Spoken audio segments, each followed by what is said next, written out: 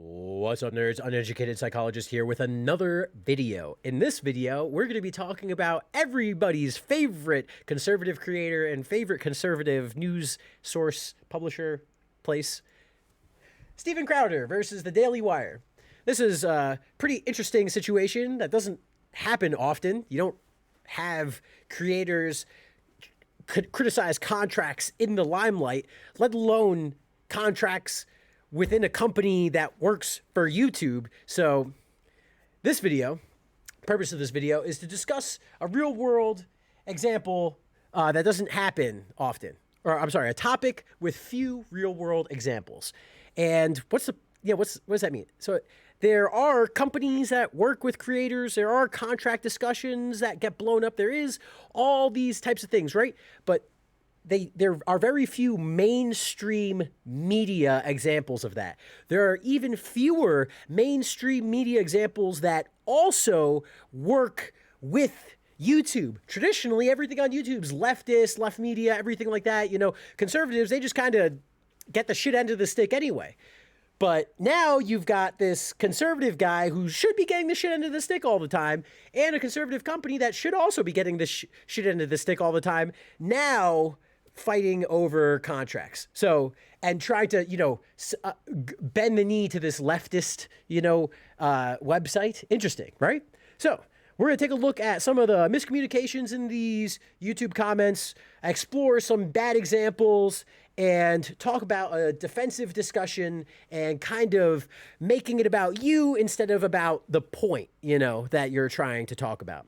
So without further ado, let's get into my first comment, which is on a Daily Wire based video. So it's a Daily Wire, skewed, biased, video. And there's a lot of great information. I suggest checking out the video, the channel, Zybak TV, right?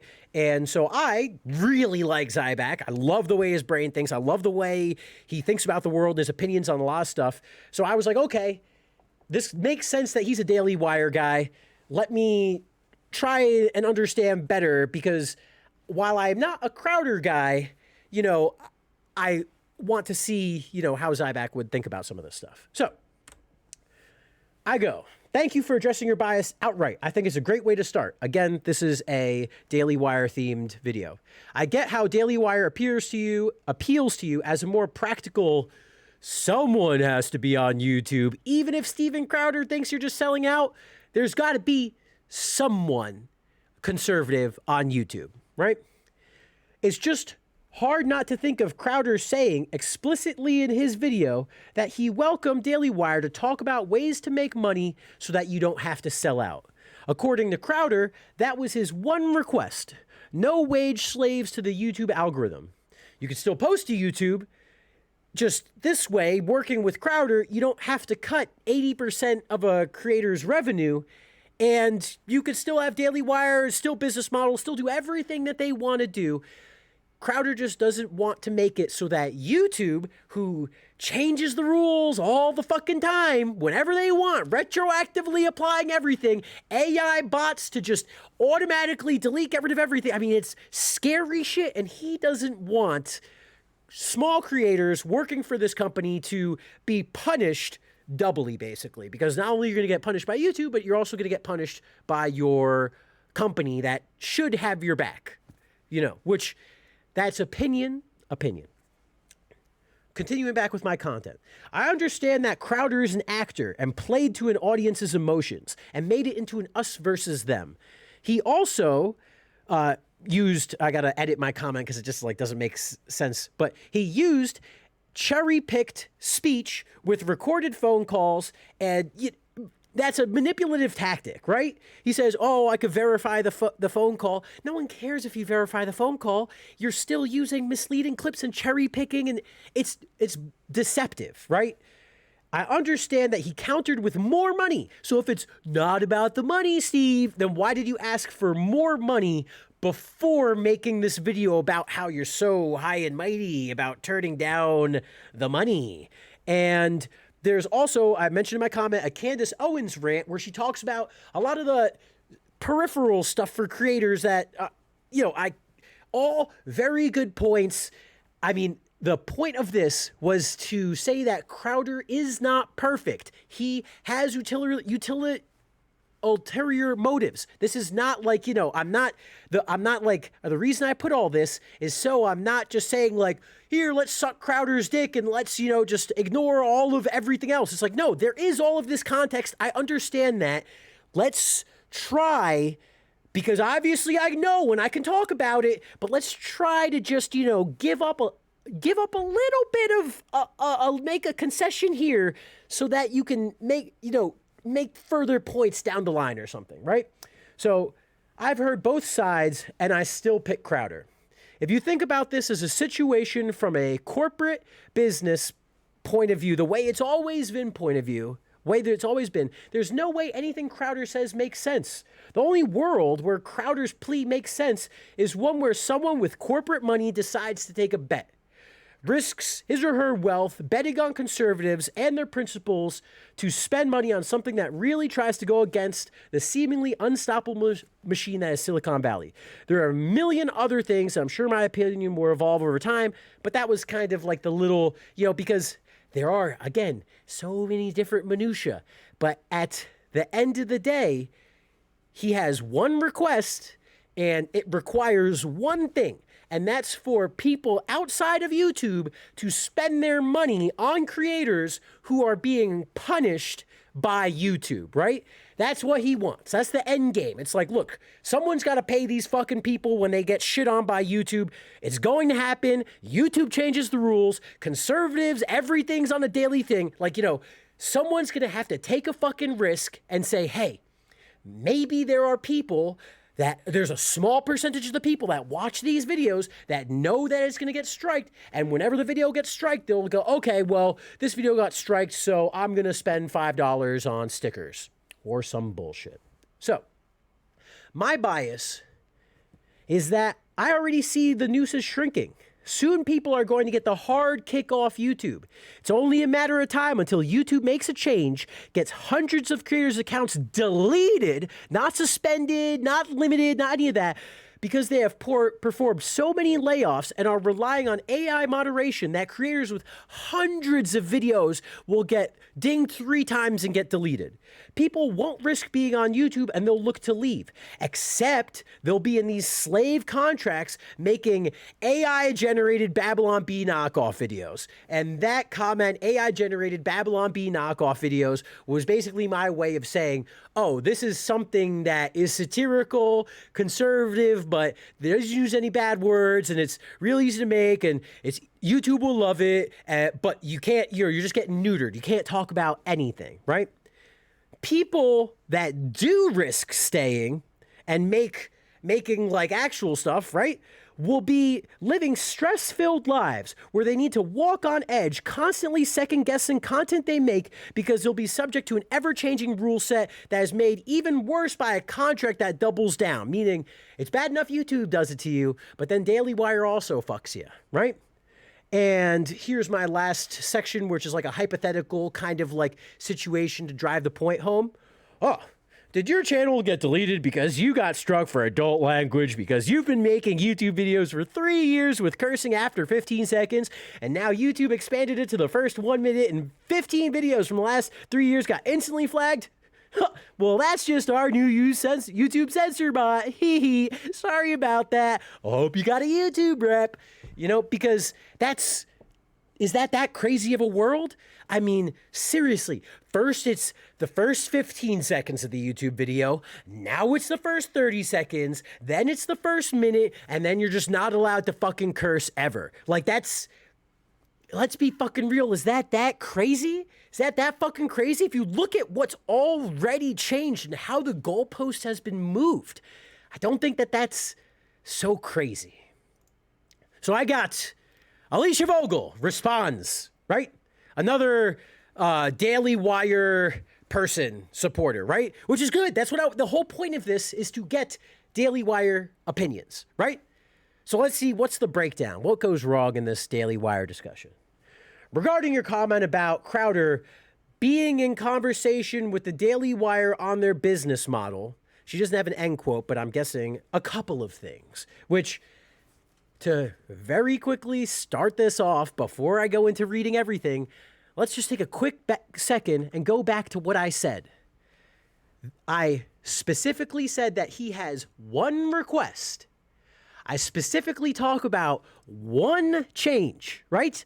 I do not make any being in conversation about Daily Wire on their business model. If Alicia is taking that one specific thing and making that Daily Wire's entire business model, just understand that that's what she's doing, right? Because I don't know if she mistyped the quote or didn't have it or who knows, right? But you're going from one specific example to now taking my words and saying something else. Because as she further explains, she went to business school. So she should understand how many parts are in a business plan. Because I can almost guarantee I had to write multiple business plans for my degree, right? My master's in business administration needed me to write 6 business plans in addition to one for my thesis, which was used by a company, right? So she should understand that going from one thing to multiple is a little disingenuous. But let's give it to her and let's just read the rest and see what the point she's trying to make is. The general rule of life is if you aren't successful in XYZ or an expert, then you don't get to give the top dog's advice. It's like telling a top brain surgeon that they need to change how they operate when you have never opened a biology book, much less performed surgery. It is extremely insulting at best and completely delusional and narcissistic at worst. For Stephen, no, sorry, I'm going to keep reading. I'm not going to pause. I'm sorry. I'm going to keep reading. For Stephen to think that he has the credentials to tell a very successful company how to change how they make their money takes an enormous sense of arrogance. If you honestly think that Chowder's attempt was in good faith, I have a bridge to sell you. Chowder has never had to put in the effort to make a business profitable and sustainable. He can talk about his utopian ideas all he likes, but until he had to actually put it to the test and it has been proven to be sustainable, he should have come with a very humble and teachable attitude. As someone who went to school for business, other than sabotaging a friendship, telling a very successful company that they're doing it wrong when you got zero skin in the game and have never ran a successful business is one of the most insulting things I have ever seen in my life. Sorry, not sorry, but you can't be this ignorant to think that Chowder has any way or was in any way in the right in this. Holy shit, that's a lot of ins. So, let's just take a quick second, real quick, to just address how, remember, so she says here that if I think it's in good faith, his attempts in good faith, okay, let's do the one thing, because we already talked about the business plan and all of that stuff on top, so we're not going to go in that. So let's just address the second part where it's the good faith and I'm ignorant, right? I meant my second paragraph. My entire second paragraph was addressing how it was not in good faith. How there are all of these other things that he did and manipulations and points. And that was the whole point of that, was to address that context, because I obviously do not think it was in good faith. Obviously. If I did think it was in good faith, what did I? So, that's one thing that, okay. And then, as someone who went to school for business, what's the point of saying that?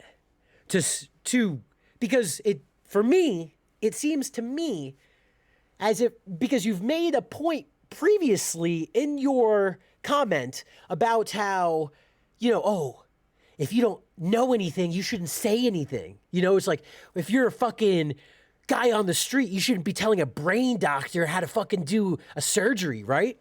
And so it makes sense to me, or my perception is that at the end of this, it's like, I went to business school, so I can talk about business stuff. And you are just, coming up with stuff out of nowhere, and this is all none of this as a business person, none of this makes any sense. That's how I saw it, right? So, and then it ends with, but you can't be this ignorant. I don't think I am that ignorant. I like to think that my comment, I know it's obviously, again, how I mentioned how, my opinions are going to change. Obviously, I'm here. I love Zybak. I prefaced this whole thing. But despite all that, I'm somehow ignorant, right? Whew. Whew. So, let's go to my very pretentious, narcissistic asshole response.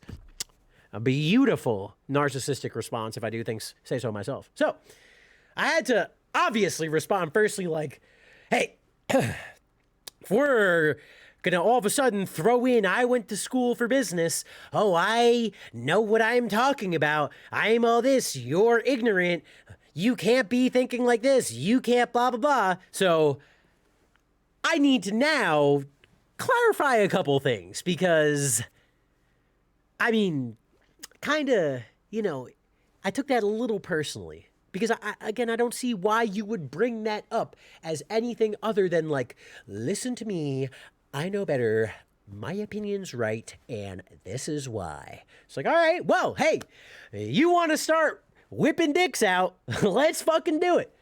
Since you brought up dick sizes and called me ignorant, I feel the need to clarify my own experiences to elaborate on my original comment. I have a bachelor's in science, a master's in business with a focus on sustainability, and I am in school for a doctorate in psychology. I'm taking online courses right now to get my prereqs. I graduated top 1% of my class in GPA. This is true. I have multiple minors in chemistry and biology. This is true. I've been running my own successful business since 2018. This is also true.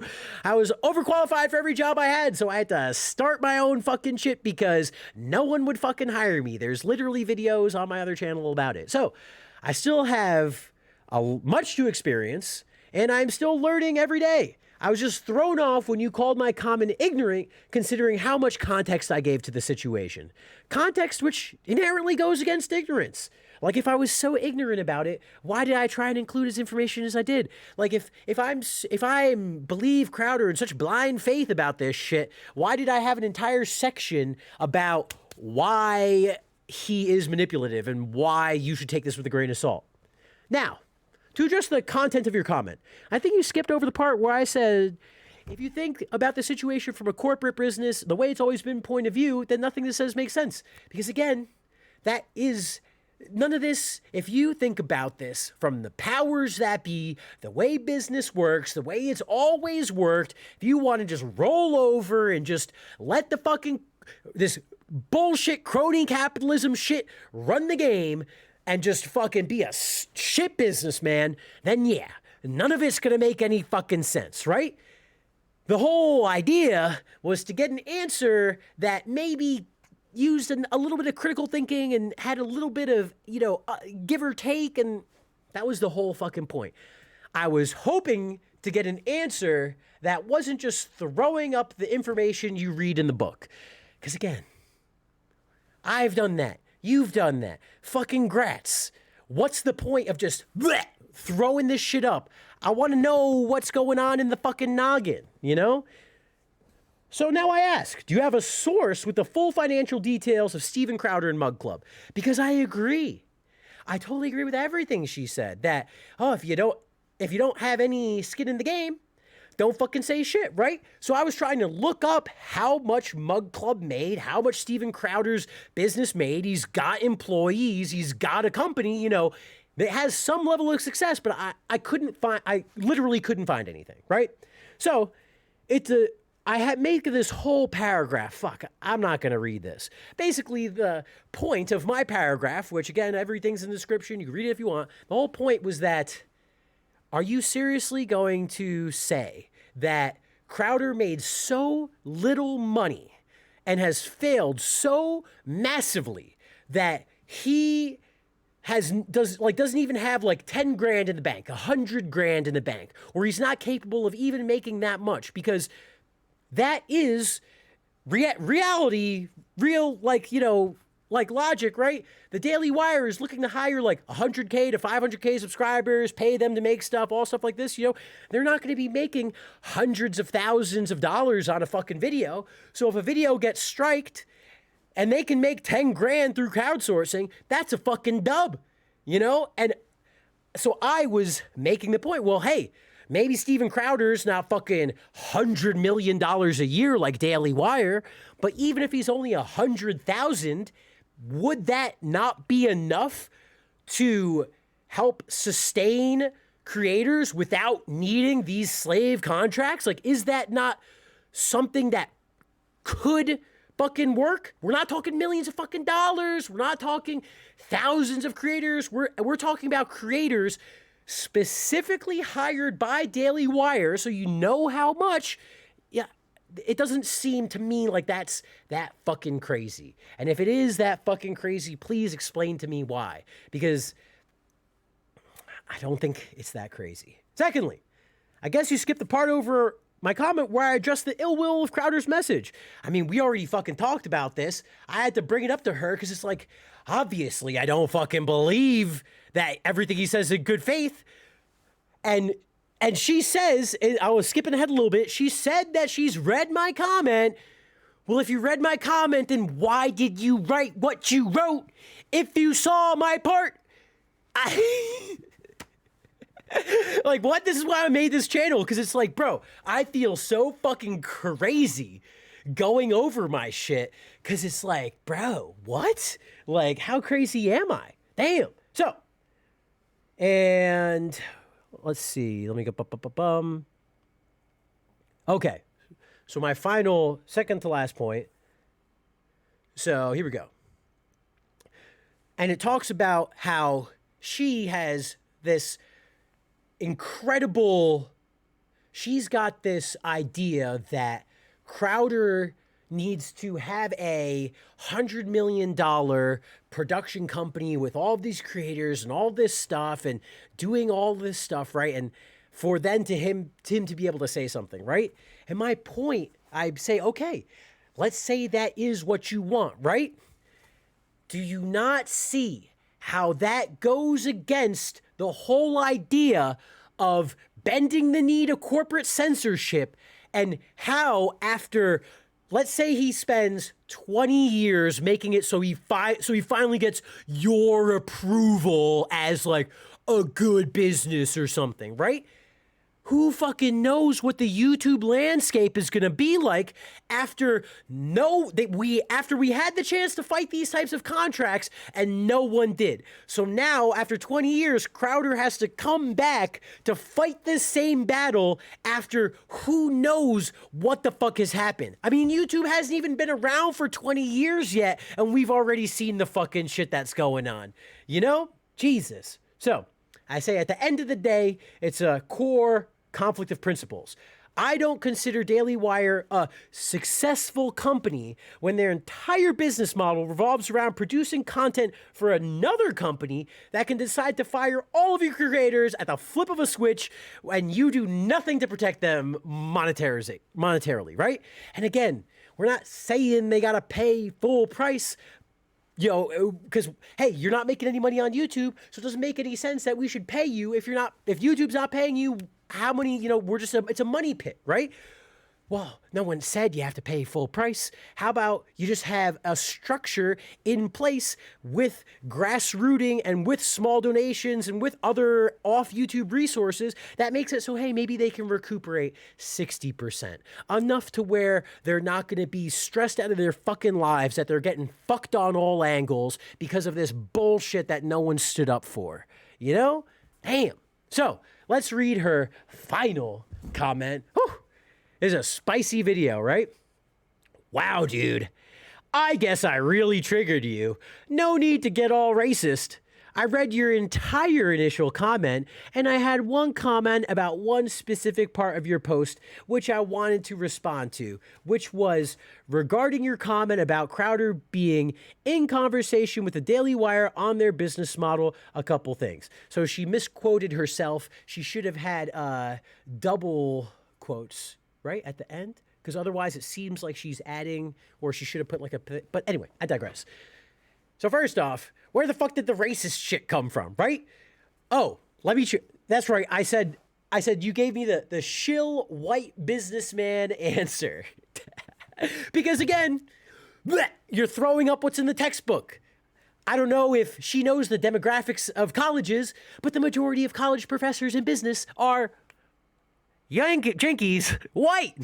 You know, it's not like, how is I'm taking a shot. If anything, I'm taking a shot at the colleges, but she somehow takes it as like, if anything, wouldn't it be a compliment to be like the ideal capitalist? Wouldn't that? I didn't get that. I just didn't get that. So, but that's, again, thinking back to the very beginning of this video, what is a defensive discussion? Notice how her first thing was to be like, oh, how dare the white man talk about the black chick? You know, what?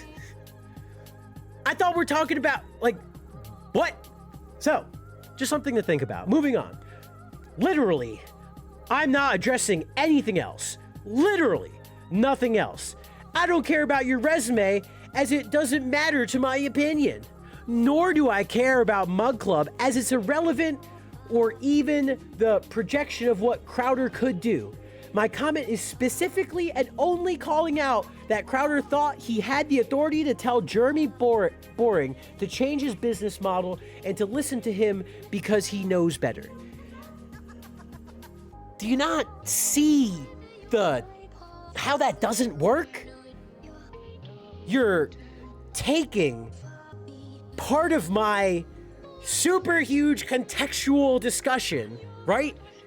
And saying that, ripping all the context away, and then trying to give it your own context after I have already given. Like, talking about, she's saying that, oh, how does Chowder have the authority to change his business model? Again, this whole business model bullshit. When Chowder has specifically said, the one change. This is not a business model change. This is a single change that requires a couple little auxiliary things. It's not like we're talking about a big fucking But let's keep reading.